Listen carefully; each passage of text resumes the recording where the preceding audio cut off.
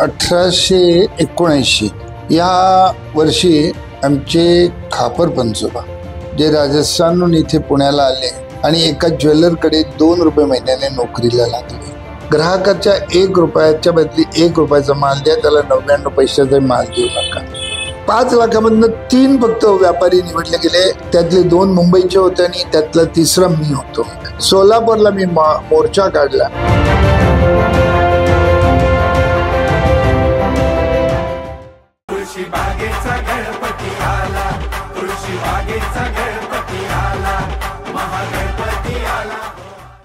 मंगल मूर्ती मोरया. आपल्या पुणे शहराला 130 वर्षाहून अधिक सार्वजनिक गणेशोत्सवाची परंपरा आहे आणि याच परंपरेतून श्री तुळशीबाग सार्वजनिक गणपती उत्सव मंडळ ट्रस्ट मानाचा 4था गणपती यावर्षी 125वे वर्ष म्हणजे शतकोत्तर रौप्य महोत्सव वर्ष साजरा करीत आहे. आपल्या सगळ्यांना माहिती आहे तुळशीबाग ही महिलांची बाजारपेठ आहे आणि इथला गणपती सुद्धा हा व्यापाऱ्यांचा गणपती आहे. त्याच अनुषंगाने पुणे शहरामध्ये असे अनेक व्यापारी आहेत की ज्यांनी त्यांचा नावलौकिक पुण्यातच नव्हे तर 7 समुद्र पार नेला आहे. अशाच व्यापाऱ्यांची यशोगाथा आपण या तुळशीबाग व्यापारी कट्ट्याच्या माध्यमातून उलगडणार आहोत. खरं तर सर्व पुण्याला व्यापाऱ्यांच्या माध्यमातून सर्व परिचित असणारे आणि पुणे व्यापारी महासंघाच्या माध्यमातून पुणेकर आणि व्यापाऱ्यांना सर्व परिचित झालेले असं व्यक्तिमत्व म्हणजे फत्तेजनजी रांका. आणि या फत्तेजनजी रांकाशी आपण आज तुळशीबाग व्यापारी कट्ट्यावरती संवाद साधणार आहोत. नमस्कार सर. नमस्कार. आपल्या ह्या तुळशीबाग व्यापारी कट्ट्यावरती सहर्ष स्वागत. तुळशीबागच्या सार्वजनिक गणेशोत्सवाला 125 वर्ष होतात. त्याला पुणे व्यापारी महासंघातर्फे हार्दिक शुभेच्छा. धन्यवाद सर. खरं तर रांका ज्वेलर्स एक सराफी व्यवसायामध्ये एक असं नाव आहे की ज्यावेळेस काही सराफी ज्वेलर्सचे नाव आहेत तर त्यामध्ये रांका ज्वेलर्सचं नाव हे अग्रगण्य घेतलं जातं. आणि ही परंपरा मला असं वाटतं की 147 म्हणजे जवळजवळ 150 वर्ष आता ह्या तुमच्या सराफी पेढीला होईल. तर सर ह्याची सुरुवात कधी आणि कशी झाली? 1879 या वर्षी आमचे खापर पंजोबा जे राजस्थानहून इथे पुण्याला आले आणि एका ज्वेलरकडे 2 रुपये महिन्याने नोकरीला लागले. काही काळ त्यांनी नोकरी केली आणि नंतर स्वतःचा घर बसून व्यवसाय सुरू केला आणि तिथनं ही ज्वेलरीची परंपरा आमचे म्हणजे सोन्या चांदीच्या व्यवसायाची परंपरा सुरू झाली. आणि त्यांनी जो पाया रचला तो आज 7व्या पिढीपर्यंत तसाच म्हणजे अभेद आहे. तसाच सगळ्यात चांगल्या पद्धतीने हा व्यवसाय केला जातोय. खरं म्हणजे रांका ज्वेलर्स हे आम्ही आमच्या चुलत्यापासून वेगळे झाल्यानंतर 1968 साली स्थापन केलेली आहे. पण परिवाराला 147 वर्ष या पुणे शहरात झाले आणि या पुणे शहराच्या पुणेकरांनी जो आमच्यावर एक विश्वास दाखवला आणि एक की नेहमी सकारात्मक पावलं व्यवहारात उचलली, व्यवसायात उचलली तर त्याला कधी अपयश येत नाही. आणि तेच प्रिन्सिपल लक्षात ठेवून एक आमचा हा सोन्याचा धंदा म्हणजे विश्वासाचा.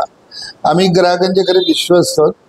या जर ग्राहकांचा विश्वास आम्ही जर बरोबर संपादन केला तर त्याला कधी मरण नाही आणि त्याची उन्नतीच होते, अधोगती होत नाही.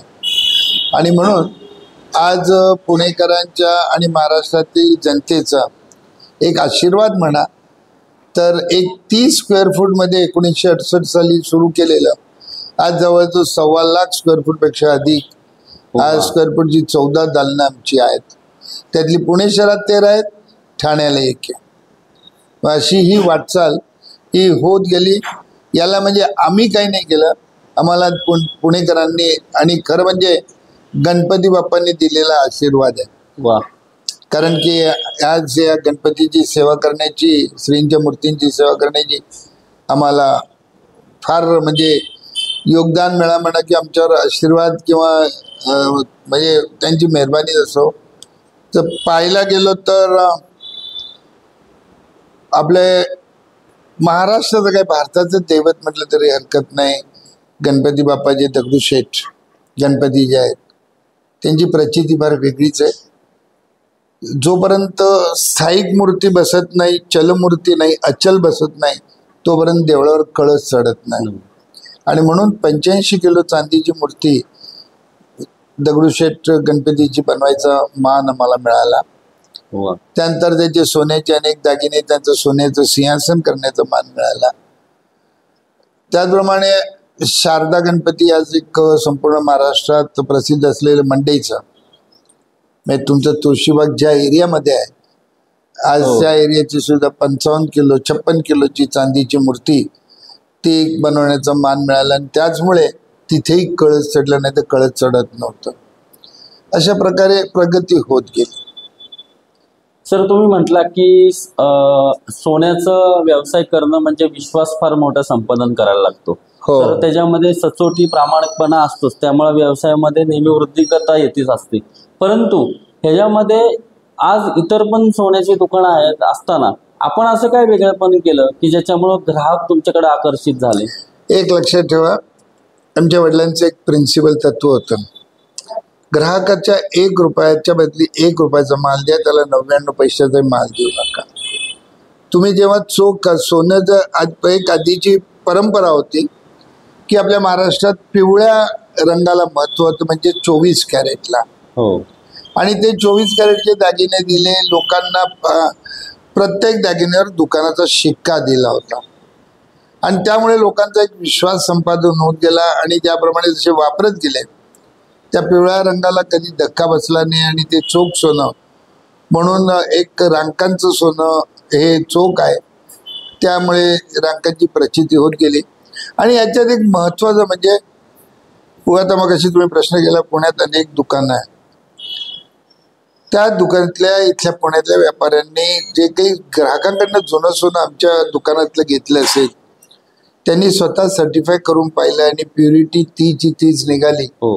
त्यामुळे एक तर व्यापाऱ्यांचाही विश्वास वाढला की रांकाचे माल परत कधी घ्यायला नुकसान नाही. त्यामुळे एक प्रिन्सिपल आहे, एक तत्व व्यवसायाचं, मौखिक प्रसिद्धी सगळ्यात महत्वाची आहे. Mouth to mouth. एक जण 10 जणांना सांगतो, 10 100 सांगतो, 100 हजारांना सांगतो. पेपर किंवा मीडियाची एक दिवसाची एका वेळची तुम्हाला प्रसिद्धी मिळते. बरोबर. परंतु जी मौखिक प्रसिद्धी आहे याला व्हॅल्यू फार मोठी आहे. आणि ही मौखिक प्रसिद्धी आम्हाला फार चांगली म्हणजे वाटचाल करण्याला मदत करून गेली. सन 1968 साली गोल्ड कंट्रोल आला. 90 पर्यंत पुण्यात फक्त 285 सराफांची दुकानं होती. पण आज 1990 साली जो गोल्ड कंट्रोल केल्यानंतर सराफांची दुकाने आज पुणे आणि पिंपरी चिंचवड मिळून जवळजवळ 1700च्या आसपास झाली. व्यवसाय किती वाढो, किती कॉर्पोरेट या कंपन्या येऊ दे, परंतु तुम्ही जे लोकल तुम्ही जे आहात त्यांनी जर सचोटीने व्यवसाय केला, तुम्ही कॉर्पोरेटलाही एक टक्कर देऊ शकता. त्याचं जिवंत उदाहरण पुण्यातले 3-4 व्यापारी आहेत, त्यातल्या आम्ही एक आहोत की आज आम्ही कॉर्पोरेट किती जरी आली तरी त्यामध्ये व्यवसायात कुठला फरक पडला नाही. ऑन द कॉन्ट्री व्यवसाय वाढत गेला. सर, आता तुम्ही मगाशी म्हटलात की सोन्यावरती काही शिक्का म्हणजे आता हॉलमार्क आपण म्हणतो, तर त्याचा जो काही कायदा हा 2020ला आला, परंतु आपण त्याची अंमलबजावणी किंवा ही पहिल्यापासून करत होता का? सन 1980 साल जेव्हा एक विचार आला, जेव्हा एक्सपोर्ट दागिने बिनडागाचे होऊ शकतात, तर मग आपण आपल्या भारतातली जनतेला का बिनडागाचे दागिने देऊ नये, म्हणून 1980 साली आम्ही बिनडागाची दागिने विक्री सुरुवात करणारी ही महाराष्ट्रातली पहिली रिटेल पेढी. आम्ही त्या दागिन्यावर आमचा शिक्का, नंतर प्युरिटी आणि त्याबरोबर सर्टिफिकेट देत होतो की लोकांना विश्वास बसावा. आणि तसा तो विश्वास बसत गेला. 1980 ते 2006 दागिन्यावर स्वतःचं हॉलमार्किंग होतं, प्युरिटी होती, दुकानाचा शिक्का होता, परत जर मेल्टिंग केली तर काय प्युरिटी राहील तोही शिक्का होता. 2006 साली हॉलमार्कचा कायदा आला, परंतु तो अंमलबजावणी केला गेला नव्हता. परंतु आम्ही 2006 पासून गव्हर्नमेंटच्या हॉलमार्कचे लायसन्स घेऊन आम्ही हॉलमार्किंग सुरू केलं.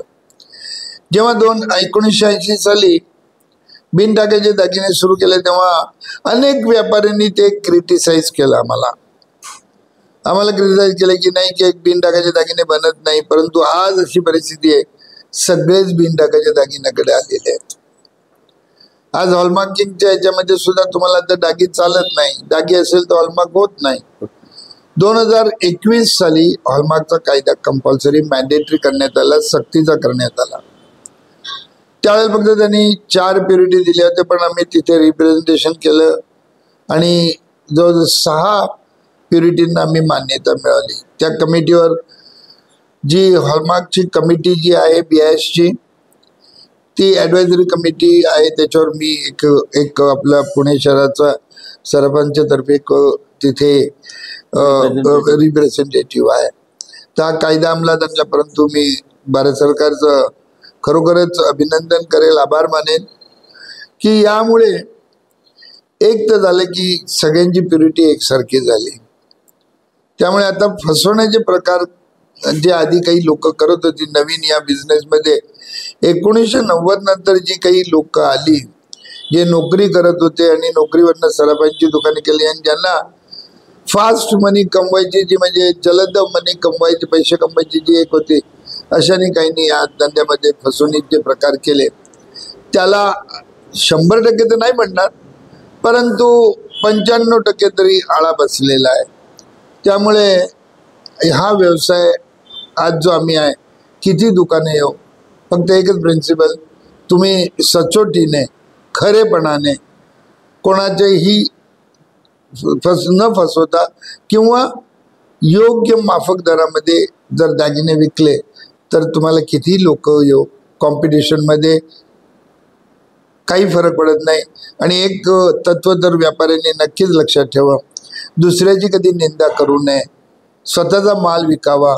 निगेटिव्ह म्हणजे मग आपण याला म्हणतो की निगेटिव्हला नकारात्मक भूमिका घेतली ते त्याचा धोंडा जो पाया स्वतःच्या पायावर पडतो. सकारात्मक भूमिका घेतली तर ग्राहक सुद्धा म्हणतो की हा व्यापारी सच्चा आहे, याच्याकडे जायला हरकत नाही. आणि म्हणून यश हे तुमच्या सकारात्मक भूमीवर आणि सचोटीवर अवलंबून आहे. तुम्ही आता मगाशी म्हणालात की मला श्रीमंत दगडूशेठ हलवाई गणपतीची मूर्ती करायचा सेवा करायची संधी मिळाली. शारदा गजानन मंडई असेल, तुळशीबागेचं पण तुम्ही हार केला होता आणि नुकतंच आपण मांढरदेवीचं पण काम केलं होतं, मग ते पण खूप काम रेखीव झाले. तर हे सगळं चांदीचं तुम्ही घडवतात, तुमचं काही असं स्पेशलायझेशन आहे का असं चांदीचं हे सगळं घडवण्यामध्ये? स्पेशलायझेशन म्हटलं तर फक्त एकच, आमच्यावर असलेला विश्वास आणि कारागीर हे जे चांगली डिझाईन करून जर मंजूर करून घेतली तर होऊ शकते. आज दगडूशेठचं आपण चांदीचे मागचं काम पाहता, मंडईचंही पाहताय, नंतर आज नांदेडचं आहे, चिपळूणचं आहे, माळशिरस कोपरगावमध्ये आहे, नंतर गुजरातमध्ये माणसा जे आपल्या गृहमंत्र्यांचं गाव आहे तिथे, म्हणजे त्यांच्याच फॅमिलीच्या देवळाचं काम, किंवा अनेक राजस्थानमध्ये आहे. या जवळजवळ 6-7 स्टेटमध्ये आणि एवढंच नव्हे तर मॉरिशस मध्ये सुद्धा आम्ही साईबाबाच्याचं केलेलं आहे. तर अनेक देवळामध्ये, आत्ताच नांदेडमध्ये सुद्धा कम्प्लीट काम केलं आहे. नंतर महाबळेश्वरच्या खाली पारमध्ये काम केलेलं आहे. म्हणजे महाराष्ट्रातली अनेक देवळामध्ये काम केलं, नुसतं पुणे नाही. पण याच्यामध्ये एक आकर्षक डिझाईन, सचोटी आणि प्युरिटी. आता जर पाहायला गेला तर एक आळंदी रोडला साईबाबाचं मंदिर आहे, मी निंदा कुठे करणार नाही, परंतु आधी ज्यांनी काम केलं होतं तिथे फसवलं त्यांनी, पण ते काम आम्ही केलं ते साईबाबाचं. मग आपले महाबळेश्वर प्रतापगडचे जे आपले शिवाजी महाराजांचे तुळजाभवानीचं देवळाचं सुद्धा आम्ही काम केलंय. तर एक की चांदीच्या कामात आज हात रांका ज्वेलर्सचा कोणी पकडू शकत नाही.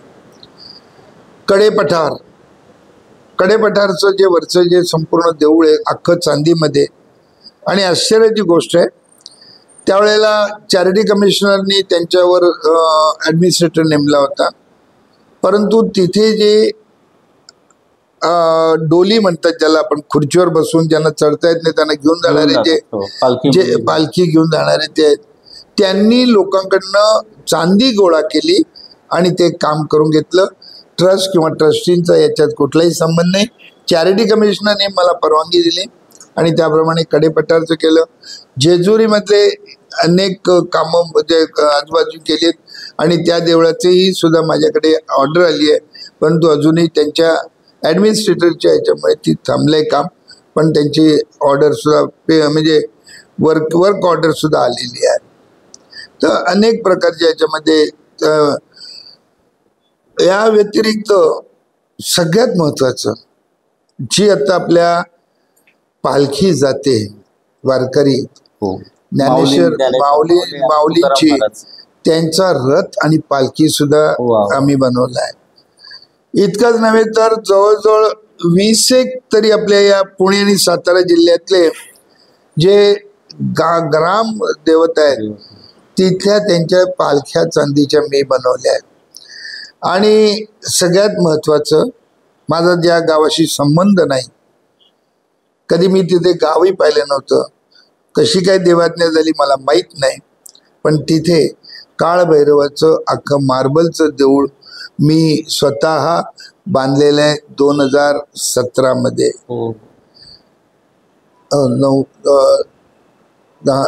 2016 का 17 बांधलेलं आहे. मग एक काळभैरवाचं अख्खं मंदिर बांधलंय आणि ते गावाला अर्पण केलेलं आहे. पण अशी आहे की शेवटी देवाची इच्छा असल्याशिवाय काही होऊ शकत नाही. आळंदीमध्ये सुद्धा म्हणजे माऊलींच्या देवळामध्ये पानपोई केलेली आहे. नंतर तिथे सुद्धा भैरवाचं देऊळ, तिथे मूर्ती, अनेक ठिकाणी देवांच्या मूर्ती वगैरे देवळं वगैरेची कामं रांका परिवारतर्फे झाली आहे. मांढर देवीचं पण काम, मांढर देवीचं काम जवळजवळ 600 किलो चांदीचं काम, फार सुंदर. म्हणजे अख्खं देऊळ नुसतं गभारा नाही, बाहेरचे खांब सगळं सिलिंग वगैरे ते सगळं 1 वर्ष लागलं. त्याचप्रमाणे त्यांचा सोन्याचा मुखवटा तो बनवला आहे. दागिने बनवले 2 किलोचे ते दागिने आहेत. मग हा एक मोठा म्हणजे अख्खं देऊळ करण्याचा जो मान मिळाला, आणि त्याला जे तिथले डिस्ट्रिक्ट जज होते त्यांनी फार म्हणजे ते भक्त होते, त्यांनी मांढरदेवीचं अख्खं रूप बदलून टाकलंय देवळाचं. आणि तिथे आता हे चांदीचे काम केलं आणि विशेष तिथे तरड केलेली आहे. म्हणजे ज्यांना गर्दीमध्ये थांबायला वेळ नाही किंवा इतकी गर्दी असते तर देवीचं दर्शन घेता यावं म्हणून 17 किलो चांदीची एक फ्रेम करून ती बाहेर ठेवली जाते आणि त्याच्यावर हळदी कुंकवान लोक पूजा करून पुढे निघून जातात. हे आपण करत नाही, करता वरती आहे तो करून घेतो. विश्वास आणि श्रद्धा ही सगळ्यात मोठी आहे. मी देवाला मानणारा आहे, माझा फॅमिली देवाला मानणारी आहे, त्यामुळे आपोआप कामं होत जातात आणि कधीही मनात येत नाही. आणि ऑन द कंट्री खिशातनं पैसे गेले तरी हरकत नाही. मांढरदेवीमध्ये माझ्या खिशातनं सुद्धा पैसे गेलेले आहेत, परंतु शेवटी देणारा तो आहे, त्यामुळे तो काही प्रश्न नाही. आपण तर हे देवदेवतांचे म्हणजे चांदीची कामं केलीच आहे. जसं तुम्ही म्हणला की रांका ज्वेलर्स हे चांदीमध्ये स्पेशलायझेशन आहे, तर ह्याच्या व्यतिरिक्त पण काही पर्सनल कामं म्हणजे फर्निचर असेल किंवा काही करायचं असेल, असा एक ट्रेंड आपण या मार्केटमध्ये आणला. माझा सिल्वरचा आज मी एक सांगेन की पुणे शहर नाही, महाराष्ट्रात चांदीची जेवढी डिझाईन आणि स्टॉक हा कोणाकडेही मिळणार नाही. इवन पुण्यात नाही, महाराष्ट्रात नाही, मुंबई नाही, काही नाही. पण या व्यतिरिक्त आम्ही आता एक ब्रँड सुरू केलाय सिल्वोक. त्यामध्ये फर्निचर आहे, आता यंग जनरेशनला लागणारे दागिने आहेत आणि ते म्हणजे आपण जर पाहिले तर इतक्या डिझाईन्स आहे त्याच्यामध्ये की सोन्याचे किंवा हिऱ्याचे दागिने सुद्धा मागे पडतील एवढे चांगले डिझाईन्स आणि फिनिशिंग आहे. आणि ही ऑनलाईन सर्व्हिस सुरू केली आहे. यामध्ये चांदीचं फर्निचर आहे, लेडीचे क्रांती नारी या नावाने ब्रँड दागिने तयार केलेले आहेत, फर्निचर आहे आणि ऑनलाईनवरनं इवन फ्रॉम कलकत्ता, काश्मीर आणि इकडनं सुद्धा ऑर्डर्स यायला लागल्यात आणि माल विकत घेतला जातोय. हा सिल्वोक हा ब्रँड हा आता संपूर्ण भारतात प्रसिद्ध होत चाललेला आहे. आपण मग अशी म्हणालात की जवळजवळ पुणे शहरामध्ये 11 ब्रँचेस आहेत, ठाण्यामध्ये एक ब्रँच चालू 13 ब्रँचेस आहेत.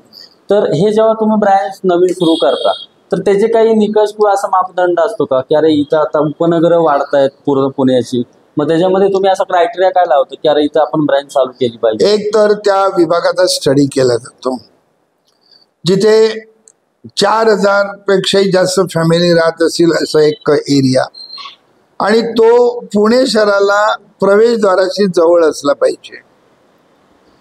आणि सगळ्यात महत्त्वाचं, आमच्या फॅमिलीमध्ये आम्ही जरी सगळे रांका राणी एक आहोत, सगळे पॉलिसी एक आहे, पण आम्ही सगळे बंधू जरी वेगळे असलो, आणि त्यांची जी पुढची जनरेशन आमची जी आहे त्यांनी म्युच्युअली ॲग्रीमेंट, रिटर्न ॲग्रीमेंट केलं आहे.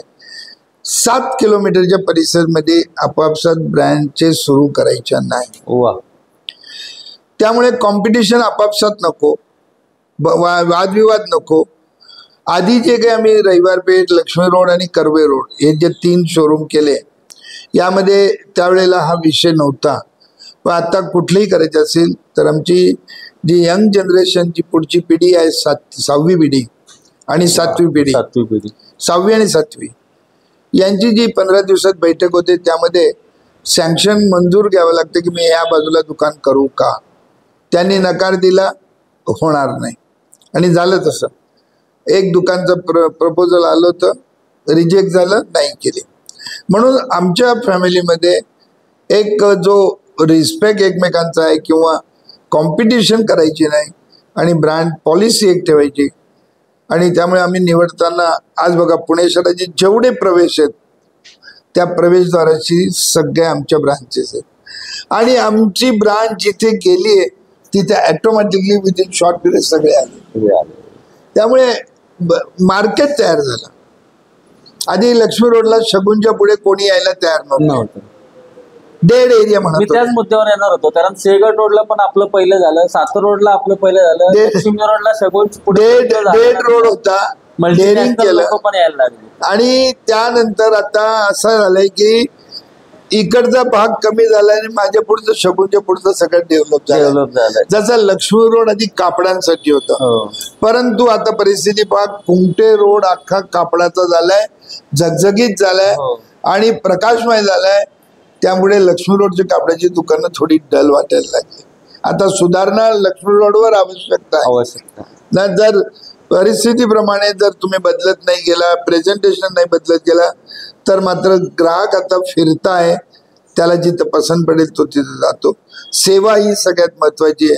सेवा कोण कशी देतो याच्यावर तुमच्या व्यापाराची वृत्ती सुद्धा ठरलेली आहे. तुम्ही आता नवीन जेव्हा उघडता, जेव्हा तुम्ही पहिली डेअरिंग करता, की जिथं कुठं सराफी दुकान नसताना तुम्ही त्या अभ्यास करून ते करता, आणि जेव्हा तुम्ही मार्केट असं स्टेबल करता आणि ही लोक जेव्हा येतात, तर तुम्हाला असं वाटत नाही का की अरे मी मार्केट केल्यानंतर कॉम्पिटिशन मला आली? ऑन द कॉन्ट्री, एक लक्षात ठेवा, व्यापाऱ्यांनी या मनातनं विचार काढून टाकावा की मी एक केलं दुसरं आलं की माझा व्यवसाय कमी होईल. आता मी जेव्हा सिंहगड रोडचं मी शिफ्ट केलं स्कायडेलमध्ये, पहिलं मी बुक केलं, त्यानंतर PNGनी केलं, त्यानंतर मलाबारनी केलं, त्यानंतर कल्याण केलं, त्यानंतर औरानी केलं, जिओनी केलं, सगळे KRAनी केलं. एकाच बिल्डिंगमध्ये आमची 9 दुकानं आहेत, सगळी एकाला लागून लागून लागून. मी तर इतका आनंदी झालो, कारण तिथे मार्केट तयार झालं, आणि मार्केट तयार झालं की फुटफॉल वाढतो. एका दुकानात दुसऱ्या दुकानात, दुसऱ्या दुकानात तिसऱ्या दुकानात त्यांना चॉईस मिळतो, आणि ॲटोमॅटिकली तुमचं जर फुटफॉल वाढलं. आणि याचा अनुभव म्हणजे प्रचिती कशी आली, जे मी एक 100 मीटर अगोदर जे माझं दुकान होतं ते शिफ्ट केल्याबरोबर तिथं व्यवसाय माझा डबल झाला, ग्राहक वाढले, कारण सगळे एका लाईनीला आलेले आहेत. त्यामुळे प्रत्येकाकडे कोण कशी सेवन, कशी डिझाईन्स आहेत याच्यावर गिराईकी अवलंबून असते. आणि म्हणून म्हणतो, शगुनच्या तिथलं म्हणा की सातारा रोड म्हणा किंवा हडपसर म्हणा, बाणेर रोड म्हणा, हे सगळे आम्ही पहिले सिंगल होतो. लक्ष्मी रोडला फक्त गाडगीळ आणि अष्टेकर होते, 2. परंतु आज या लक्ष्मी रोडवर कमीत कमी 20 दुकानं झाली आहेत. तर त्यामुळे हा मार्केट वाढलाय. जसं साड्यांचा कुमटेकर रोडला वाढला, तसा लक्ष्मी रोडला ज्वेलरी बिझनेस वाढलाय, आणि जिथे जिथे दुकानं वाढत गेली तिथे मार्केट वाढत गेले, ग्राहक वाढत गेले. हा एक जरी सबब एरिया वाढलाय, एक कारण आहे, एक लक्षात ठेवा दुकानं वाढवायची. एक तर पार्किंगचा प्रॉब्लेम सिटीमध्ये आणि त्यामध्ये लोकांना सध्या असं झाले की मी कारमध्ये जाणं रिक्षात जायला त्यांना डाऊन वाटतं की बाबा माझी म्हणजे इज्जत कमी होती काय, अशी पण लोक आहे. आणि परत लक्ष्मी रोडला पार्किंग मिळत नाही म्हणून सबब एरिया हा जो आहे की ग्राहकांना त्यांना रिक्षाची भाडे किंवा ट्रॅफिकचा प्रॉब्लेम होऊ नये म्हणून तसा निवडत गेलो आणि आम्ही त्याच्यामध्ये यश मिळवत गेलो.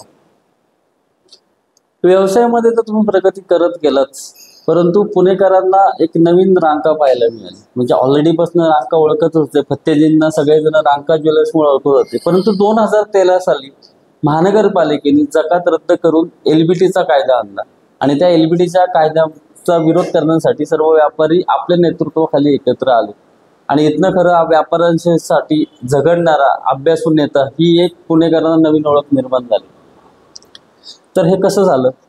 असं आहे की याचं सगळ्यात पहिली सुरुवात झाली सन 1977 साली. मी नुकतं शिकत होतो लॉचे ग्रॅज्युएट. त्यावेळेला कर्जमुक्ती कायदा आला. त्या माझ्या वडिलांनी मला सांगितलं की तू याच्यात स्टडी कर, तू लॉमध्ये शिकतोतेस. आणि त्या कर्जमुक्ती कायद्यामध्ये मी सगळ्यांना महाराष्ट्रात म्हणजे मार्गदर्शन करत राहिलो. आणि त्याचा फायदा असा झाला, फक्त एक दुकान सोडलं आपले डेक्कनवरचं म्हणजे अलका चौकातलं, ते सोडलं तर संपूर्ण महाराष्ट्रात कोणालाही कर्जमुक्तीच्या कायद्यात फुकट मध्ये दागिने परत गहाण ठेवलेले दागिने द्यायची पाळी आली नाही. आणि जरी सुप्रीम कोर्ट, हायकोर्ट आणि सुप्रीम कोर्टामध्ये जरी विरोध निकाल दिला तोपर्यंत सगळे व्यापारी त्यातनं बाहेर निघाले होते म्हणून कोणाला आर्थिक नुकसान नाही झालं. सेकंड त्यानंतर मग गोल्ड कंट्रोल कायदा, त्याच्यात आम्ही फार विरोध करून 1990 साली त्यात आम्ही सक्सेस झालो आणि गोल्ड कंट्रोल कायदा कैलासवासी माननीय मधुकर दंडवते साहेबांनी जो रद्द केला, त्यामुळे या धंद्याला अजून प्रचिती मिळाली चांगली. त्यानंतर ऑक्ट्रा हा विशेष ज्वलंत प्रश्न होता महाराष्ट्रातला, आपल्या पुण्यातला. खरं त्या ऑक्ट्राच्या ओ शेड्यूलमध्ये सोनं नव्हतं, चांदीही नव्हती, पण ते इतर धातूमध्ये करत होते. त्यामध्ये जस्तही होतं, लोखंडही होतं आणि ते सोन्याला त्यामध्ये पकडत होते आणि केसेस दाखल करत होते. याच्यामध्ये एवढं सांगेन की कॉर्पोरेशन कधी यश मिळू शकलं नाही कॉर्पोरेशनला.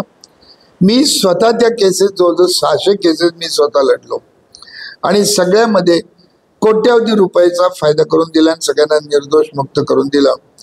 तो एक लॉचा नंतर झाला आला LBT. खरं पहिलं तर आधी D क्लासच्या सगळ्या महानगरपालिका म्हणजे कोल्हापूर, सांगली वगैरे या सगळ्यांना लागला होता. ते लोक तिथं वेगळ्या मदतीने आंदोलन करत होते आणि त्यांच्यावर खटले भरले जात होते, त्यांना अटक केली जात होती. सगळं पुण्याला त्यावेळेला लागला नव्हतं म्हणून आम्ही कुठे विचारही केला नव्हता. पण जेव्हा त्यांनी 2017 मध्ये, नाही मला वाटतं 17च असावी बहुतेक का 14 का काही, 2013 मध्ये जेव्हा त्यांनी LBT पुणे शहराला लावलं B क्लास, त्यावेळेला सगळे माझ्याकडे आले की असं असं आहे. त्याचा आम्ही अभ्यास केला, इतका अभ्यास सगळ्यांनी बसून म्हणजे एकट्याने नाही तर आमचे जे काही पुणे व्यापारी महासंघाचे पदाधिकारी होते सगळे बसून, त्यात असं दिसून आलं की हा कायदा एकदम चुकीचा केला आला. 22 दिवस आम्ही आंदोलन केलं आणि हे आंदोलन महाराष्ट्रातलं एक गाजलेलं आंदोलन. का तर या 22 दिवसात लोकांना दूध आणि भाजी सुद्धा मिळाली नाही. आणि सगळ्यात महत्वाचं, यामध्ये आम्ही ज्या सूचना दिल्या होत्या त्या सरकारने पुणे व्यापारी महासंघाच्या प्रतिनिधींना बोलवलं. आमच्या बरोबर माननीय माजी मुख्यमंत्री पृथ्वीराज चव्हाण हे स्वतः बसले आणि 2 तास चर्चेमध्ये त्यांनी 30 आमच्या अमेंडमेंट मंजूर केल्या कायद्यात सुधारणा. आणि त्यामुळे काय झालं की महाराष्ट्रातल्या इतिहासातला हा एकमेव कायदा असा झाला की अंमलबजावणी केल्यापासून 30 दिवसात त्याच्यात त्यांना सुधारणा कराव्या लागल्या आणि त्यातनं जवळजवळ 98% व्यापारी बाहेर पडले. व्यापारी बाहेर पडले, 2% मोठे राहिले होते, त्यांनी त्यांना तर त्यांची सगळी ऑर्गनाइज सेक्टर असल्यामुळे त्यांना काही फरक पडत नाही. हे आमच्यासारखे आहेत, गागे आहेत, बाकी सगळे जे मोठे मोठे होते त्यांना काही फरक पडत नाही, कारण ऑर्गनाइज आहे. पण तो LBT कायदा गाजला, तो नंतर पुढे निघाला. त्यामध्ये नंतर सारख्या नोटीस असेसमेंट जे होतात, आम्ही पुढाकार घेऊन लोकांचे असेसमेंट सुद्धा करून दिले आणि त्यातनं बाहेर काढलं. त्यानंतर आला एक्साईज कायदा. एक्साईज कायदा सगळ्यात वाईट कायदा, कारण सगळे कायदे परवडतात पण एक्साईज कायदा नाही परवडत. तुम्हाला एक वस्तू जरी दुकानाबाहेर न्यायचं तर चलन करायचं, त्याच्यावर परत अख्खं अकाउंटिंग करायचं. याला आम्ही संपूर्ण भारतातनं विरोध केला आणि आम्ही जी एक कमिटी स्थापन केली होती, ऑल इंडिया ॲक्शन कमिटी ज्वेलरची, मला त्यात चेअरमन होतो आणि 42 दिवस आम्ही अख्ख्या भारतात व्यवसाय बंद ठेवला. त्यावेळेला गव्हर्नमेंटने एक हाय लेवल कमिटी स्थापन केली. भारतात जवळजवळ आज ज्वेलर्स 5 लाखाच्या वर आहेत आणि जर गोल्डस्मिथ म्हणजे कारागीर म्हटलं तर जवळजवळ 1.5 कोटीच्या वर आहेत. या 5 लाखामधनं 3 फक्त व्यापारी निवडले गेले, त्यातले 2 मुंबईचे होते आणि त्यातला 3रा मी होतो. आणि सरकारच्या तर्फे commerce, excise, custom, income tax सगळ्यांचे मेन चीफ सेक्रेटरीज त्यामध्ये होते आणि जॉईंट त्यांचे तो 8-9 लोक आमच्याबरोबर बसायचे. डॉक्टर गौतम लेहरीच्या अंडरमध्ये हे काम झालं होतं.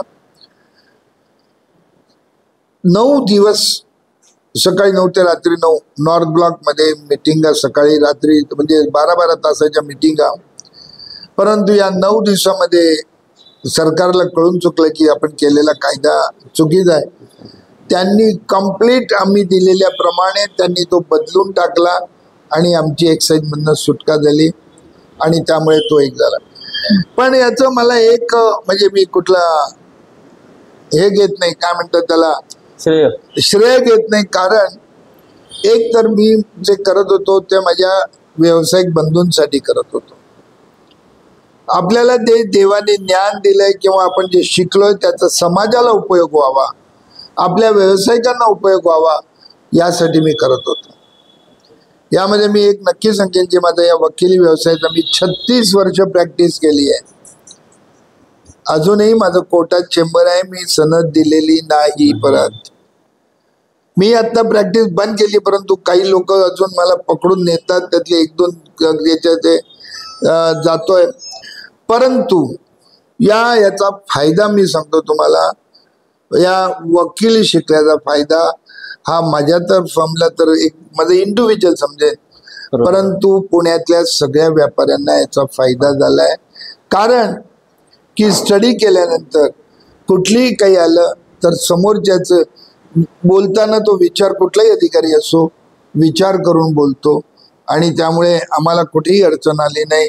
आम्ही याच्यातनं बाहेर पडत गेलो आणि व्यापाऱ्यांचं संरक्षण करत गेलो. आणि याचा प्रचिती तुम्हाला एक सांगतो की सन 2007 महाराष्ट्रात एकूण 47 दिवसात दरोडे पडले होते ज्वेलर्सच्या दुकानात. पोलीस स्टेशन पासून 100 मीटरवर असलेल्या दुकानात पडलेले आहेत. भर बाजारातल्या दुकानात पडलेले आहेत. कोयत्याने मारलेले आहेत, दुकान मृत्यू झाले. यावेळेला जो संपूर्ण महाराष्ट्रातनं 35,000 लोकांचा मोर्चा आझाद मैदानावर नेला होता आणि त्याचा परिणाम असा झाला की दरोडे पडणे बंद झाले, लोक सेफ राहिले. माझ्या आयुष्यात मी एक सांगेन की माझ्या आयुष्यात कधी न विसरणारा एक प्रसंग, बार्शी इथे एका चोरीच्या प्रकरणात म्हणजे मालकाकडची लंगडी हरवली, सोन्याची बार, आणि त्याचा जो एक 19 वर्षाचा तो एम्प्लॉई तो सोनार होता जाताना शाणे म्हणून, त्याला पोलिसांनी लघवीच्या जागेवर शॉक दिले आणि त्याचा त्यात झाला मृत्यू. एकुलता एक मुलगा आईला. त्याच्यावर मग मी गव्हर्नमेंटला 1 महिन्याची मुदत दिली की तुम्ही एकतर त्याला काही द्या किंवा ते ज्यांनी शॉक दिले त्याला सस्पेंड करा. गव्हर्नमेंटनी कुठली ॲक्शन घेतली नाही. सोलापूरला मी मोर्चा काढला, 20,000 लोक होती आणि त्यानंतर दुसऱ्या दिवशी मी आत्मदहनाचा निर्णय घेतला होता. संध्याकाळी 5च्या वेळेला सगळे आत्मदहनाची तयारी केली होती. लाकडं आणली, रॉकेल आणले, सगळं आणलं होतं. बरोबर 4:30 वाजता मला पोलिसांनी तिथनं उचललं. जबरदस्तीने मला हॉस्पिटलमध्ये नेलं. पण तेवढ्यात देवकाते मिनिस्टर होते त्यावेळेला. ते बरोबर 5ला 10 कमी असताना काहीतरी तिथे आले हॉस्पिटलमध्ये आणि तिथे त्या पोलिसाची सस्पेन्शनची ऑर्डर घेऊन आले. त्यामुळे तिथे मग ते उपोषण सोडलं देवकातेंच्या हस्ते. पण तो सक्सेस झालो. त्याच्यामध्ये त्याला न्याय मिळाला. 4 वर्षे त्याला शिक्षाही झाली इन्स्पेक्टरला. म्हणून एक आहे की माझं एक मी तत्व मनात ठेवलेलं आहे, पैसेवाले किंवा जे हाय लेवलचे जे आहेत त्यांच्याकडे स्वतःकडे व्यवस्थापन असतं, त्यांच्याकडे माणसं असतात, ते स्वतःवर आलेले संकट ते स्वतः पाहू शकतात. परंतु जो छोटा व्यापारी आहे, मीडियम व्यापारी आहे, याच्या गालावर आलेले अश्रू पुसणारा कोण? आणि म्हणून एकच प्रिन्सिपल ठेवलं होतं, become leader of a mass not of a class. मी कधीही मी मोठ्यांच्या मदतीला कधी धावून जात नाही. मी छोट्यांच्यासाठी नाशिकला ओझरच्या रोडवर रस्त्यावर झोपून 3 तास ट्रॅफिक अडवली होती. एक छोट्या दुकानदाराला लुटलं होतं म्हणून दरोड्यामध्ये. म्हणून त्या दिवसापासून मी जे काही आज करतोय हे माझ्या व्यापारी बंधूंना त्याचा उपयोग व्हावा त्यांच्यासाठी करतोय. मी स्वतःसाठी नाही तर मोठ्या लोकांसाठी पण नाही. पण मोठ्या लोकांनी जर साथ दिली तर 100% त्यांच्यासुद्धा. आजपर्यंत अनेक मोठ्यांकडे प्रॉब्लेम आले, ताबडतोब कुठलाही विचार न करता ताबडतोब जाऊन ते प्रॉब्लेम सॉल्व्ह केलेले.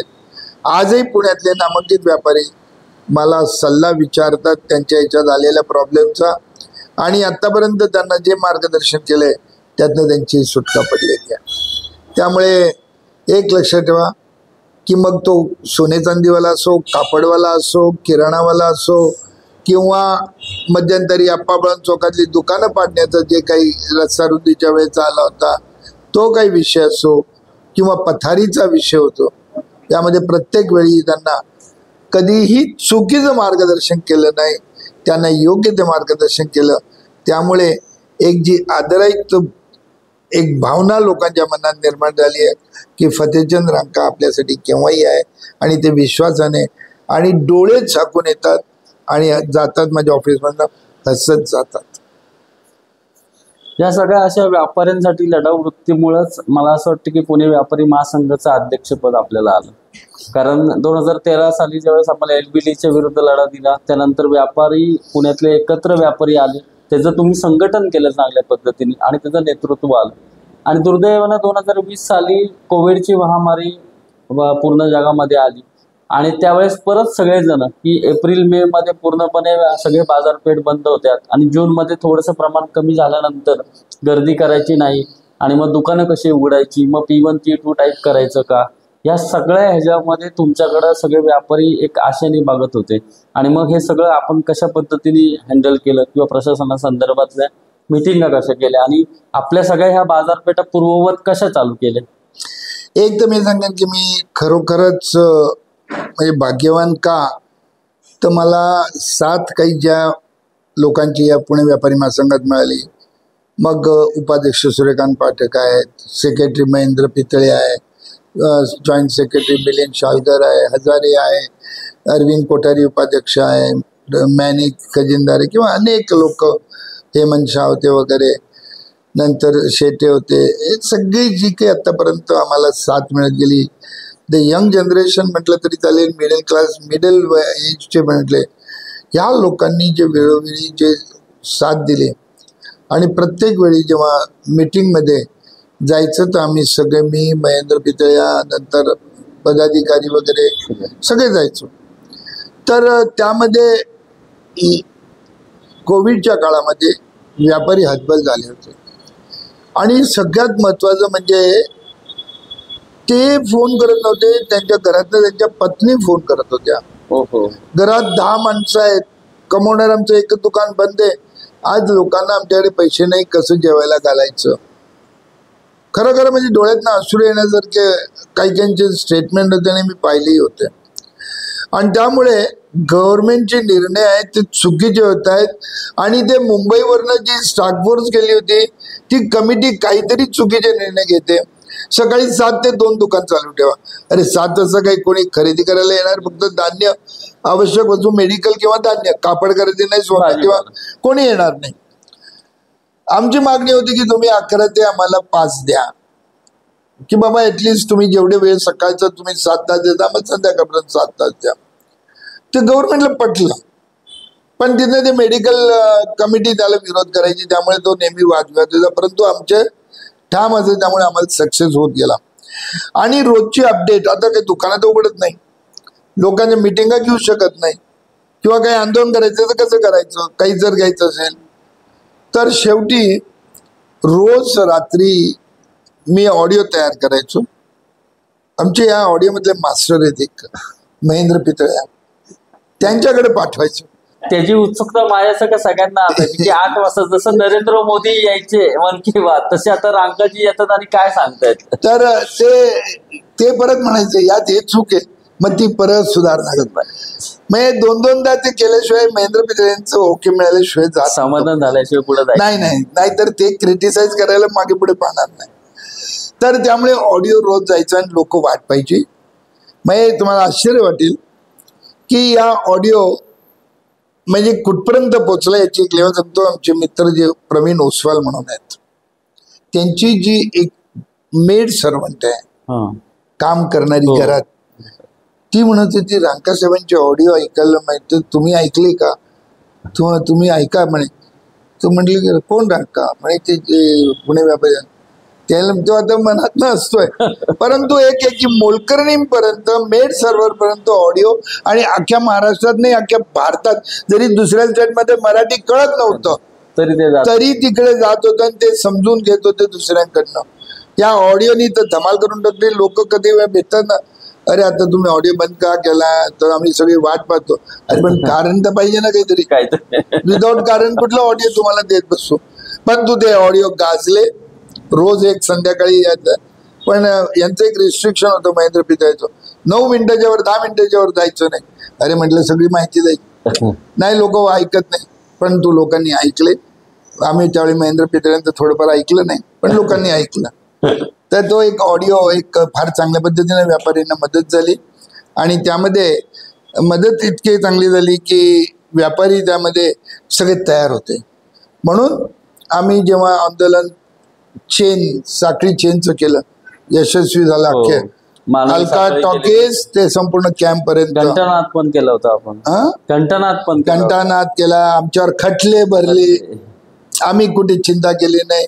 आणि सरकारने आता खटलेही मागे घेतलेत, त्यामुळे तो काही नाही. पण आम्ही असं नाही की आमच्यावर, कारण काय होतं की पहिला आहे ना ते सगळे TV वाले येऊन बसायचे, मीडियावाले, आणि ते गोळ करायचे. त्यामुळे शेवटी काय 5च्या वर तुम्ही जमा झाला. पहिला आरोपी कोण? फतेचंद रांका. आम्ही त्याला तयार होतो, त्यामुळे ते काही वाटत नाही. 4 वेळा आतापर्यंत खटले झाले, लक्ष्मी रोडच्या ह्याच्यावरनं झाले, पेन पार्कवरनं झाले, हे कोविडमध्ये झाले, सगळे परत गेले. तुम्ही आता एवढी आंदोलनं केली, खरं तर ह्याच्यामध्ये काय असतं, आंदोलन ही शक्यतो सत्ताधारी पक्षाच्या विरोधात होतात आणि मग त्यावेळेस विरोधी पक्ष पण थोडा तुम्हाला सपोर्ट करतो इनडायरेक्टली. तर तुम्हाला असं कधी पॉलिटिकल प्रेशर आलं का? म्हणजे एवढी एलबीटी पासनं कोविडमध्ये व्यापाऱ्यांच्या मागण्या रेटून घेताना. तुम्हाला एक सांगतो मी, एक मनात एक सुरुवातीपासून ठरतो, व्यापारी महासंघ असो की कुठली असोसिएशन असो, सगळे पक्षाची लोक असणार. त्यामुळे मी कधीही असोसिएशनच्या मीटिंगला किंवा व्यापारी महासंघाच्या मीटिंगला राजकीय पक्षांना बाजू ठेवलेलं आहे. आम्ही आमच्या तत्त्वान करतो. मी सरकारच्या विरोधात नाही, आम्ही कायद्याच्या विरोधात करत होतो. कायद्याचा विरोध करणे म्हणजे सरकारचा विरोध करणे असं होत नाही. त्यामुळे आम्ही जरी विरोधी पक्ष यांना कधीही त्यांची मदत घेतली नाही. ऑन द कॉन्ट्री आता बोर्ड तोडायचा जो प्रयत्न झाले होते त्यावेळेला आम्ही जाऊन त्यांना सांगितलं की तुम्ही कसे चुकताय, तुम्ही आता एक बोर्ड तोडला तर यापुढे जर परत बोर्ड तोडला तर आम्हाला आमची ऍक्शन घ्यावी लागेल. पण ते नंतर कोणी नाही, त्यांनाही समजले की व्यापारी हे सगळं तयार आहेत, कारण मराठी बोर्डला आमचा विरोध कधी असणारही नाही. ज्या मातीत राहतो त्या मातीचा मान राखणं आपलं काम आहे. मी कालच एक भाषण दिलंय, पहिली मातृभाषेत बोलायला शिका. कारण सध्या मातृभाषेचे सगळे खुंटीवर टाकून दिली आहे आणि परदेशी भाषा अवगत जास्ती वाढलेली घरात बोलली जाते. मुलावर संस्कार हे जेव्हा मातृभाषेने जे होतात ते परदेशी भाषेने होत नाही. आणि म्हणून मी नेहमी सांगतो की तुम्ही कुठलीही भाषा, मी खोपोलीला एकदा गेलो होतो आणि जेव्हा मी मराठीत सुरू केलं तेव्हा ते उठून उभे राहिले, सगळे टाळे. म्हटलं काय चुकलं काय? तर म्हणे की नाही, आमच्याकडे मुंबईत जे येतात ना ते हिंदी किंवा इंग्लिशमध्ये बोलतात, मराठीत बोलणार तुम्ही पहिले. म्हटलं मी मराठी बोलू शकतो, गुजराती बोलू शकतो, हिंदी बोलू शकतो, राजस्थानी बोलू शकतो, काय 5 भाषा मला येतात. परंतु माझं शिक्षण नूतन मराठी महाविद्यालय आणि त्यांनी एक मला प्रिन्सिपल शिकवलेलं हाती घ्याल ते तडीस न्या. आणि म्हणून जे काम घेतले ते हाती नेण्याचं काम केलंय, तडीस नेण्याचं काम केलेलं आहे. आणि मला जी टाइम मॅनेजमेंट शिकवली मी आयुष्यात विसरणार नाही. कैलासवासी चिंद पटवर्धन, 2 छड्या. म्हणजे शाळेचं 11 वाजली, घंटा वाजली की ते दरवाजा मेन गेट बंद करायचे, राष्ट्रगीत व्हायचं आणि ते तिथं उभे राहायचे एक एक लाईनीने. आज यायचं, 2 छड्या खायचं आणि जायचं. म्हटले अर्धा मिनिट उशीर झाला, दरवाजा बंद झाला. म्हणून कुठलेही टाइम ठरले असेल 5 मिनिटं अगोदर जाणे आणि लोकांच्या वेळेची किंमत करणे हे मला माझ्या शाळेने शिकवलं. त्यामुळे आज म्हणजे आज सगळ्या फॅमिली मेंबरना, तुम्ही जर इंग्लिश मीडियममध्ये शिकलाय परंतु मातृभाषा ही तुम्ही शिकलीच पाहिजे, मराठी शिकलीच पाहिजे, otherwise you will be kick out. पण मुलंही सगळे आज मराठी चांगल्या पद्धतीने शिकलेत आणि आय लव, एवढं मात्र खरं आहे. मी तर झापतो ज्यांना मराठी बोलता येत नाही ना, त्यांना सांगतो तुम्ही बाहेर जा सर, चला जीवन आहे. तुमचा सगळा प्रवास करताना तुम्ही लायन्स क्लबला पण जोडले गेला होता. लायन्स क्लब सारसबागचे प्रेसिडेंट ते डिस्ट्रिक्ट गव्हर्नर, हा फार मोठा प्रवास तुम्ही लायन्स क्लब मध्ये केला आणि सोशल ऍक्टिव्हिटी पण बऱ्याच केल्या. माझ्या फॅमिलीमध्ये क्लब ही कल्पना लोकांच्या डोक्यात बसणारच नव्हती. त्यांना वाटायचं क्लब म्हणजे दारू, नाचणं वगैरे वगैरे असे.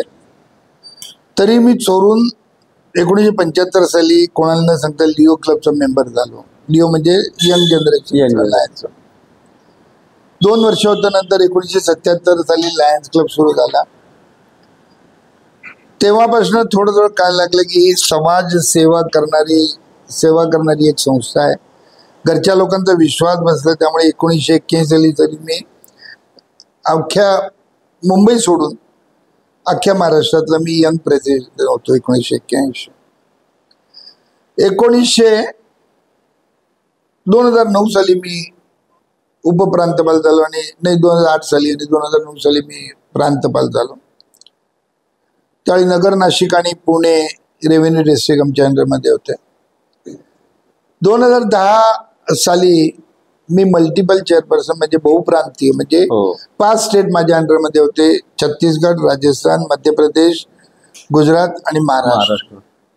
या 5 राज्यामध्ये मी चेअरमन होतो 1300 क्लबचा. आणि त्या एका दिवशी आमचे गुरु महाराज आहेत आचार्य हर्षसागर यांनी मुंबईमध्ये डायलिसिस सेंटर सुरू केले होते आणि 54 नवे डायलिसिस मशीनच्या उद्घाटनाला मला बोलवलं होतं. त्या व्हॅनमध्ये ती डायलिसिस मशीन होती आणि 7व्या मजल्यावरनं पेशंट तिथनं डायलिसिस सुरू केलं होतं. त्यावेळेला मला कळलं पहिल्यांदा की डायलिसिस काय असेल, कशासाठी. आणि जेव्हा त्यांची तिथे मुंबईला सभा झाली त्याच वेळेला उद्घाटन झाल्यावर आणि तिथे जे एक पेशंट पाहिले मी आणि त्या पेशंटला पाहिल्यानंतर तिथे त्यांनी फक्त एक आवाज दिला गुरु महाराजांनी की या डायलिसिस सेंटरला मदत करा. 15 मिनिटात 2.25 कोटी रुपये जमा झाले तिथे. बापरे. मी पुण्याला आलो त्यावेळी माझे अध्यक्ष होते योगेश शाह. त्यांना सांगितलं की आपल्याला डायलिसिस सुरू करायचंय, हे फार जरुरीचं आहे. आणि त्यांनी ते डोक्यात घेतल्याने रांका हॉस्पिटलमध्ये आम्ही ॲग्रीमेंट केलं, 3 मशीनसाठी जागा दिली त्यांनी. आश्चर्य वाटेल, 350ची वेटिंग लिस्ट. एका मशीनवर दिवसातनं 3 वेळाच होऊ शकते, 4-4 तासाचे. 5 महिन्यांनी 2 मशीन वाढवले तरी वेटिंग लिस्ट कमी होईना. शेवटी 2006 साली नाही 2016 साली आम्हाला आमच्या क्लबच्या 5 प्रेसिडेंट प्रवीण ओसवाल आणि आशा ओसवाल यांनी 1.5 कोटी रुपये डोनेट केले. त्यातनं आम्ही स्वतःची बिल्डिंग घेतली. तिथे आता 11 मशीन आहेत. 4 तास एक डायलिसिस, एका मशीनवर 3 वेळा 33 डायलिसिस रोज होतात. फक्त भारतात एकमेव लायन्स संस्था किंवा NGO की 200 रुपयात डायलिसिस करतोय. आश्चर्य वाटेल आपल्याला.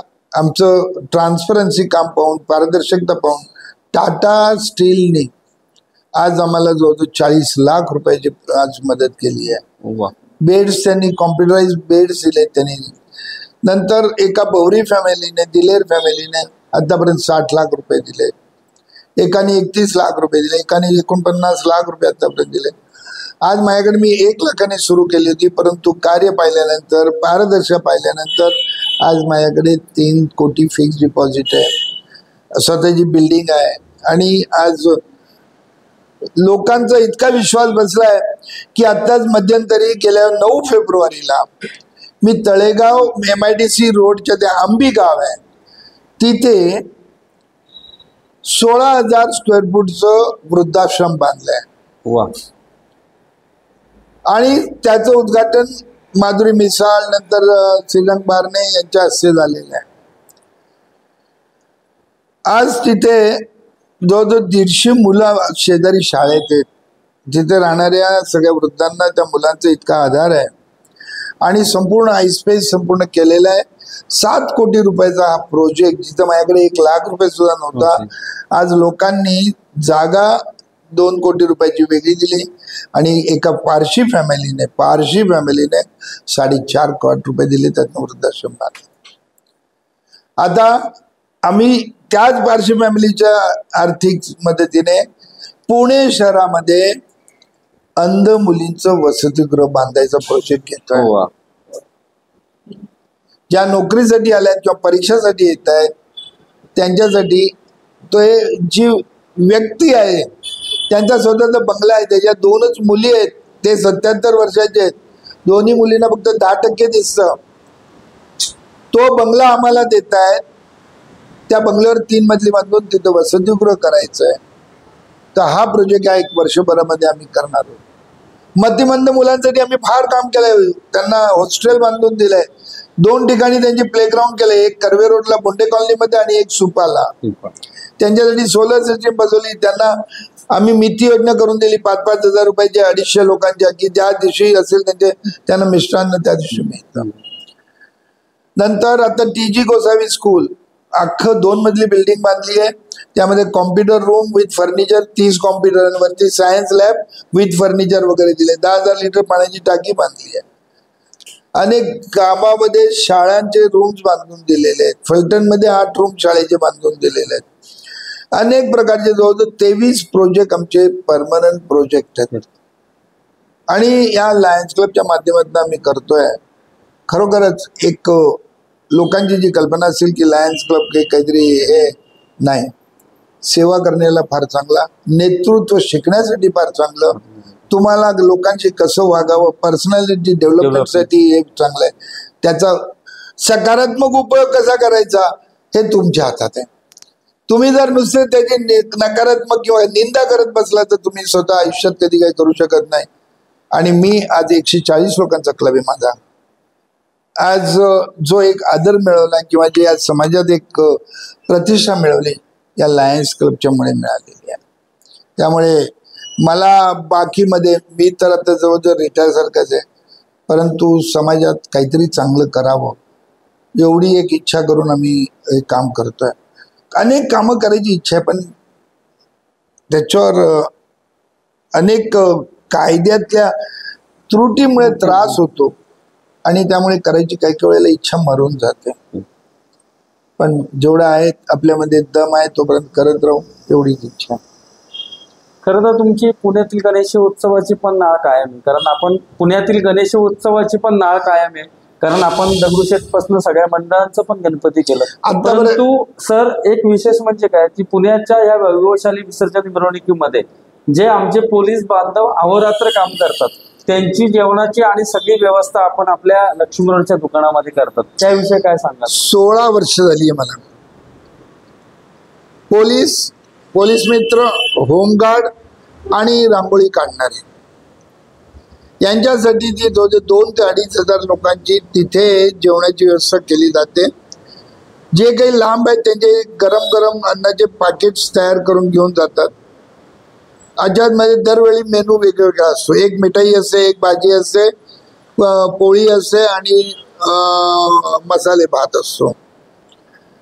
हा जो संपूर्ण आहे आणि तिथे जागर बसून सुद्धा जेवणारे पुष्कळ पोलीस इथे येतात, जेवतात. संध्याकाळचा मेनू फार वेगळा असतो, पावभाजी वगैरे असा.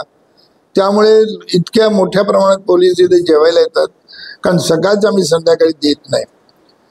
आज ही 16 वर्ष अखंड सेवा चालू आहे. याच्या व्यतिरिक्त एक मोठी सेवा मी आपल्या पुढे सांगतो. कसं कसं वरदान मिळतं. पंढरपूर, हो, करोनाच्या अगोदर 18 वर्ष आषाढी एकादशीच्या आदल्या सोमवारी इथनं 5 बसेस आमच्या स्टाफच्या आम्ही घेऊन जायचो. रात्री 2 वाजता अभिषेक करून जे देऊळ धुवायचं काम चालायचं संध्याकाळी 5 वाजेपर्यंत. ही 18 वर्ष अखंड सेवा विनामूल्य दिलेली आहे. आणि सुरुवात म्हणजे कशी झाली की तिथे चांदीचं जे आधी काम केलं होतं ते इतकं त्याच्यावर काळाचं हे चढलं होतं, म्हणजे मळ चढला होता वगैरे. तिथल्या लोकांनी 1 लाख रुपये मागितले पॉलिश करायचे. माझे वडील एकदा गेले होते, किशोरराजे निंबाळकर तिथे CEO होते. त्यांनी माझ्या बंगल्याचं काम पाहिलं होतं, ते त्यांनी तिथलं मार्बलचं काम थांबवलं, वडिलांना घेऊन गेले आणि तिथे मग त्या आमच्या कारागीर दिले. त्यावेळेला त्या दरवाजे धुण्याची जी एक कथा सांगितली की 1 लाख रुपये मागतात वगैरे. वडील म्हटले डोंट वरी.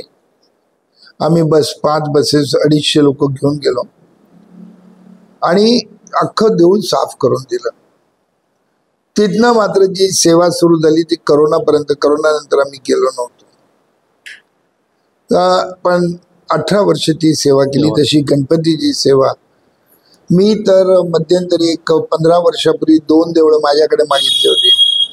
म्हटलं एक कोल्हापूरचं महालक्ष्मी मंदिर माझ्याकडे मेंटेनन्सला द्या आणि पंढरपूरचं द्या. मला तुमचा एक पैसाही नको आहे, मला तुमचा एक पैसाही नको, सगळं उत्पन्न तुमचं. तर मिळालं नाही, नाहीतर एक तिथं वेगळंच केलं असतं. पण सेवा करायला पांडुरंगाची 18 वर्ष मिळाली. तशी गणपतीची, या गणपतीच्या मिरवणुकीमध्ये दगडूशेठ आणि मंडई यांची आरती केल्याशिवाय आम्ही घरी जात नाही. आरती नेहमी होते. यावर्षी बाऊरंगारीची पण केली होती. म्हणजे या 3 आरती आम्ही आता करतो दरवेळी. सर खरं आता आपण खूप आपला प्रवास उलगडला. खरं तर रानका ज्वेलर्सच्या म्हणजे बिझनेस डेव्हलपमेंट पासून ते सोशल ऍक्टिव्हिटी पर्यंत आपण खूप चांगल्या पद्धतीने कार्यरत राहतात. परंतु हे सगळं जसं तुम्ही मगाशी सांगितलं की मला सरांनी शिकवलं टाइम मॅनेजमेंट, परंतु हे करत असताना मागच्याच वर्षी आपली बायपास झाली आणि आता जस्ट रिसेंटली आपलं कॅट्रेक्सचं ऑपरेशन पण झालं. म्हणजे ही तब्येतीची काळजी करून हे सगळा व्याप कसं काय सांभाळता? एक लक्षात ठेवा, जर तुम्ही फार डीप विचार करणं कुठल्या गोष्टीवर गेलं आणि त्यामध्ये जर गुंतला गेला ना, मग तुम्हाला कुठे ना कुठे त्रास होतो. अटॅचमेंट ही एक फार भावनिक अटॅचमेंट ही फार मोठी वस्तू आहे. कुठल्याही, मी तर म्हणेन की आपली पत्नी असो, मुलं असो, की तुम्ही जास्ती अटॅचमेंट केली की त्यांना थोडं जरी त्रास झाला तर आपलं मन दुखतं. बरोबर. या अटॅचमेंट पासून लांब राहिलं तर तुमच्या डोक्याला त्रास होत नाही. म्हणून मी नेहमी जेव्हा जरूर असेल तेव्हाच मुलींना फोन करतो किंवा मुलांशी सुद्धा किंवा परंतु अटॅचमेंट मी कधीच जवळ करत नाही. आणि त्याचप्रमाणे दुकानातनं किंवा ऑफिसमधनं बाहेर पडल्यानंतर कुठल्या विषयावर नाही चर्चा. आणि सगळ्यात मला रिलीफ मिळाला म्हणजे तुम्हाला आश्चर्य वाटेल, रात्री 9:30 ते 12 पानच्या दुकानावर गप्पा मारणारा मी. कोण बोलतो बरोबर आहे. या पानच्या दुकानावर मी आधी डेक्कनला जायचो. आम्ही तिथे आलो की फायरीवर बसलेले लोक उठून जायचे की यांचे आले जागा. पण त्या माणसाला इतका मी म्हणजे मागे लागून एअर कंडिशन दुकान चालू बिबेवाडीला सुरू करायला लावलं. ते पुण्यातलं पहिलं. आज त्या मुलाचे 3 दुकान एअर कंडिशन आहेत. पण तिथनं नंतर मग आम्ही बिबेवाडीला मग तिथे रात्री आमचे एक म्हणजे 7-8 जण गप्पा मारायला असायचो. लोकांना कळायला लागले की FN कुठे भेटणार, तर ते पप्पू पानचे इथे. रात्री कष्ट आणि क्लायंट तिकडे यायला लागले. शेवटी एक म्हणजे ते नवरा बायकोची बांधण्याची तिथे केस घेऊन यायला लागले वगैरे. ऑफिसमध्ये नको. शेवटी आमचे मित्र चिडायचे आणि त्यांना हाकलून द्यायचे. पण आता मी फक्त जरा बन गार्डन रोडला गेल्यामुळे पान तर दुपारी येतात माझे, पण तो माझ्या डोक्याला रिलीफ किंवा एक शांतता म्हणा की फ्री माइंड ठेवणारा मनुष्याचा हा एकमेव कुठेतरी काहीतरी असलं पाहिजे. लोक क्रिटिसाइज करतात म्हणजे तुम्ही किमामचा पान करता. म्हटलं तुम्ही तर साधा एवढंच खाता, माझं 5 पानाचं किमाम एका पानात.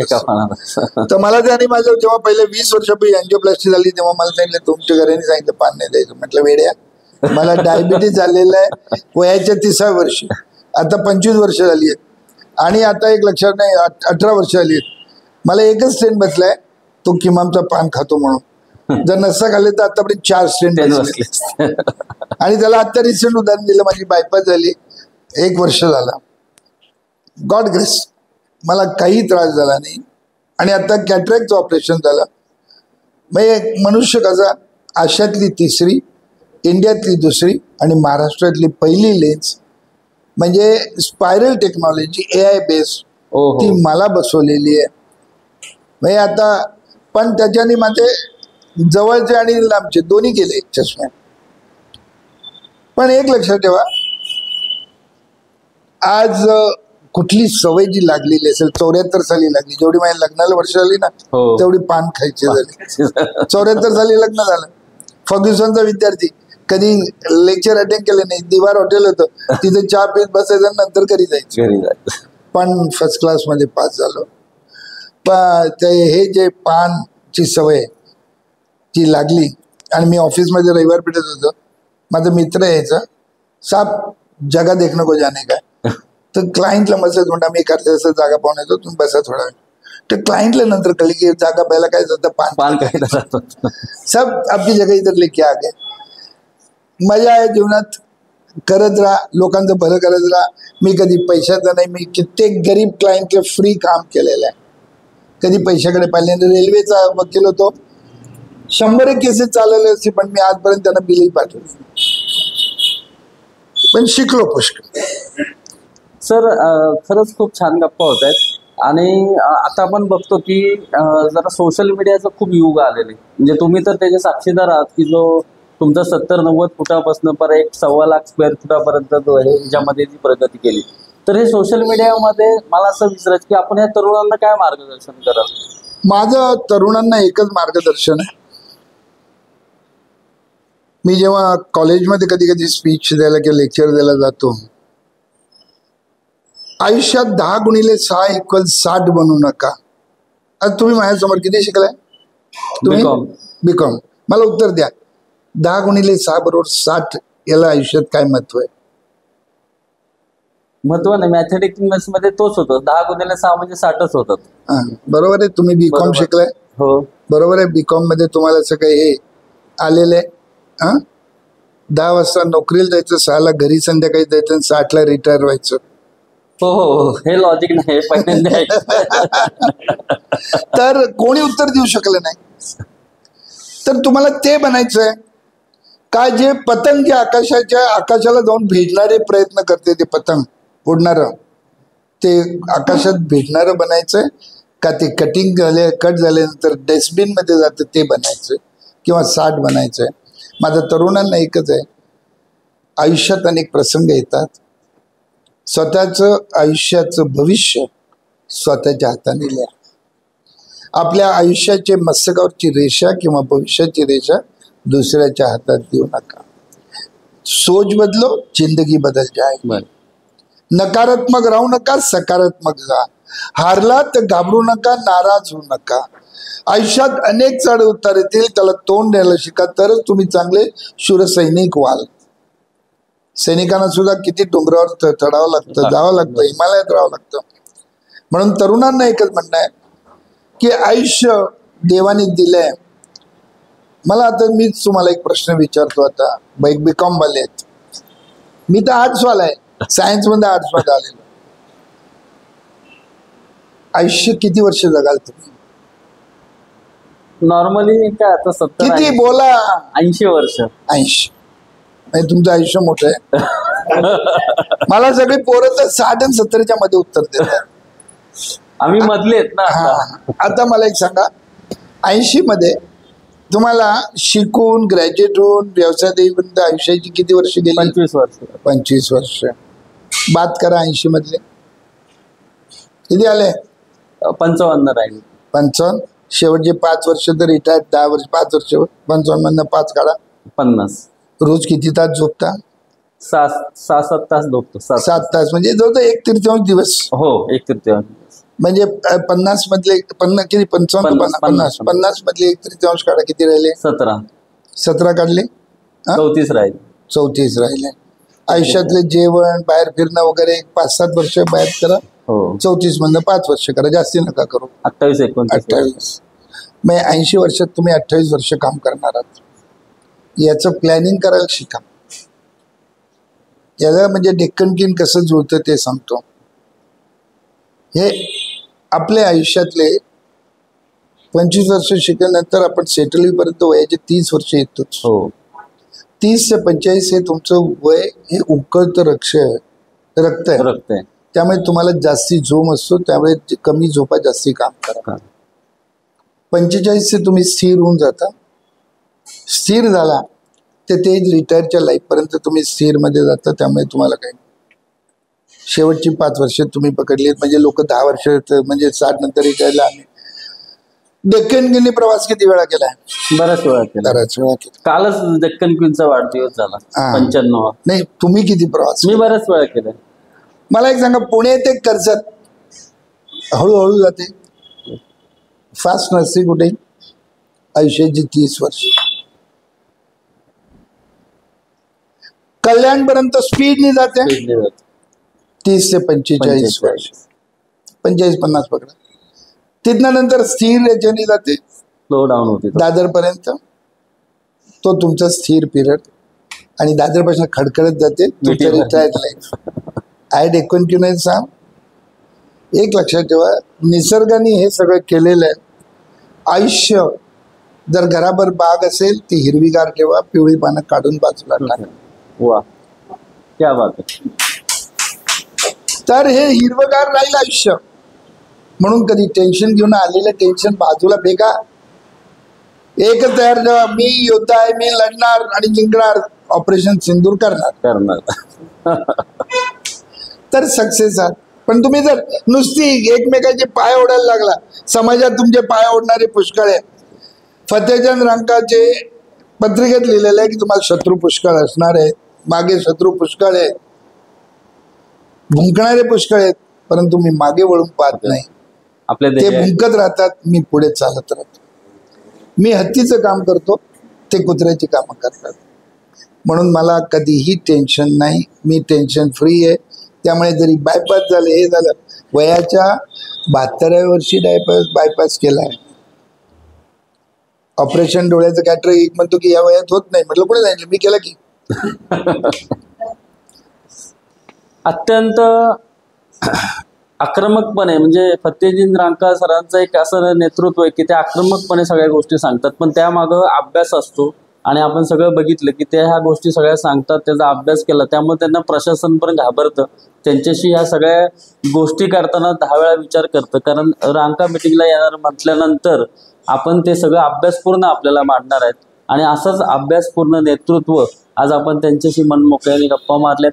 खरं तर पुणे व्यापारी महासंघाचे अध्यक्ष म्हणून पुण्यातील व्यापाऱ्यांचं नेतृत्व करणारे आणि त्यांचे सहकारी सुद्धा इथं महेंद्रभाई पितळे असतील, आमचे मिलिंदजी शारगर असतील, अनेक असोसिएशनचे पदाधिकारी इथं आलेले आहेत की हे रांकांशी संवाद. मी तर त्यांच्याशी आता मन मोकळेपणाने गप्पा मारल्याच, परंतु माझी ह्या सर्व आजच्या आलेल्या पाहुण्यांना विनंती की आपल्याला जर काही फत्तेजन रांका सरांना जर काही विचारायचं असेल तर आपण ह्या माध्यमातून त्यांच्याशी संवाद साधू शकता. सर, आपण सगळ्या विविध प्रश्नांवर उत्तरं दिली, आपलं मनोगत व्यक्त केलं. मला एवढं सांगा की तुम्ही हे सगळं जे करता, जे एवढं तुम्ही वाचन आहे तुमचं, करता कधी हो? कायम दिवसभर दरबार चालू असतो, लोक येत असतात, भेटत असतात, आपापलं त्यांच्या विवंचना मांडत असतात. मग हे सगळं करायला थोडं जे अर्थी एवढं सगळं ते समर्पक बोलू शकतात, तर त्यासाठी काही ना काही वाचन असेल तर त्या संदर्भात मला सांगा ना, ते पण आम्हाला मार्गदर्शनच होईल त्याचं. माझं दिनचर्या जर ऐकली तर तुम्हाला आश्चर्य वाटेल. मी आत्ता फक्त 5 ते 6 तास झोपायला लागलं. दिवसातनं 3 ते 4 तासच फक्त झोपत होतो, दुपारी कधी झोपत नाही. प्रॅक्टिस करताना रात्री 2-2 वाजेपर्यंत मी अपॉइंटमेंट दिलेली आहेत. पण घरी आत्ता गेल्यानंतर पहिले मी मराठी 4 सिरियल पाहतो, मी हिंदी पाहत नाही. स्टार प्रवाहवरची 4 सिरियल पाहतो, त्यानंतर थोडंफार वाचन करतो, मग झोपतो. रात्री 2ला झोपतो, सकाळी 7 पर्यंत उठतो.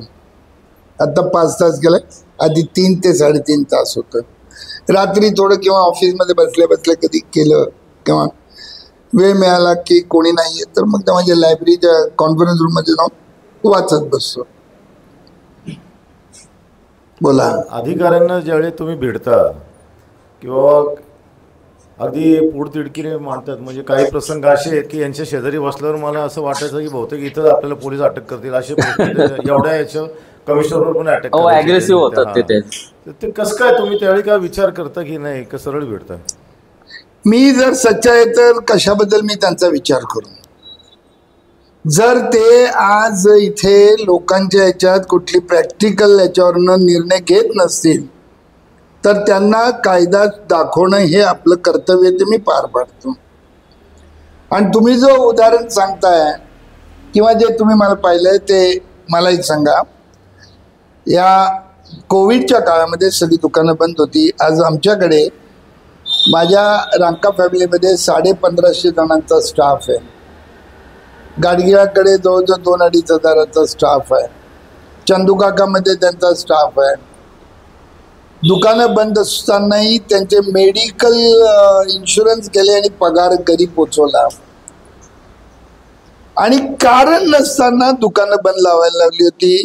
मग त्यावेळेला मी साहेबांना एक प्रश्न विचारला, साहेब आमच्या लोकांचे पगार द्या, इलेक्ट्रिक बिल तर माफ करा, कॉर्पोरेशन टॅक्स नाही. म्हणे ते आमच्या हातात नाही. आणि म्हणे की आम्ही काम करतो. म्हटलं साहेब तुम्हाला आमच्या करामधला पगार तुम्हाला मिळतोय, आम्हाला मिळत नाहीये. तुम्ही तर काम करता म्हणजे तुमचं कर्तव्य पगारही घेताय. हे घाबरायला लागले. म्हणजे पगार काय विचारत? म्हटलं का? नोकरांचे पगार आमचे जातात ते त्यांना त्यात काही वाटत नाही. आम्ही टाइम बदलून मागतोय, त्यालाही तुम्ही विरोध करता. आमच्या पुढे हो म्हणता तिथे जाऊन विरोध करतात. मग शेवटी आम्ही मग काय, मग आम्ही दादांना भेटायला लागलो. दादा एका मिनिटात निर्णय केली ना दुकानं सुरू. असं आहे की जर सत्य आहे मग का घाबरायचं? काय करायचं? अटक करतील, दुसरं काय करायचं? तुम्हाला भीती वाटली तर आम्ही त्यांना सांगितलं की पुढच्या वेळी येऊ नका, आम्ही दुसऱ्याने घेऊन जाऊ. मी नाही घाबरत. पुणे शहराचं व्यापाऱ्यांचं नेतृत्व जवळजवळ 5 लाख, देशातल्या 5 लाख ज्वेलरांसाठी आणि 1.5 कोटी कामगारांसाठी अहोरात्र वयाच्या 73व्या वर्षी पण काम करणारा आणि आमच्या सर्व व्यापाऱ्यांचं मार्गदर्शक आधारस्तंभ असणारे आणि त्याचप्रमाणे या पुण्याच्या गणेशोत्सवाची पण असणारे फत्तेजनजी रांगा यांच्याशी आपण आज संवाद साधला. या तुळशीबाग व्यापारी कट्ट्यावरती अत्यंत मनमोकळेपणानं सर्व प्रश्नांना त्यांनी दिलखुलासपणं, जसं त्यांच्या स्वभावाला अनुसरून त्यांनी उत्तरं दिली. जाता जाता तरुणांना सल्ला पण दिला. आणि अशा व्यक्तिमत्वाला गणपतीच्या चरणी मी प्रार्थना करतो की यांनी आयुष्य लाभावं अशी या गणरायाच्या चरणी प्रार्थना करतो. आणि आजच्या या व्यापारी कट्ट्यावरती आल्याबद्दल तुळशीबाग मंडळाच्या वतीनं त्यांचे आभार व्यक्त करतो. आणि आमच्या मंडळाचे अध्यक्ष विकासजी पवार आणि तुळशीबाग गणपती मंडळाचे विश्वस्त मोहनजी साकरिया यांना विनंती करतो की त्यांनी आज आपल्या या कट्ट्याला उपस्थित राहिल्याबद्दल रांका साहेबांचा यथोचित सन्मान करावा.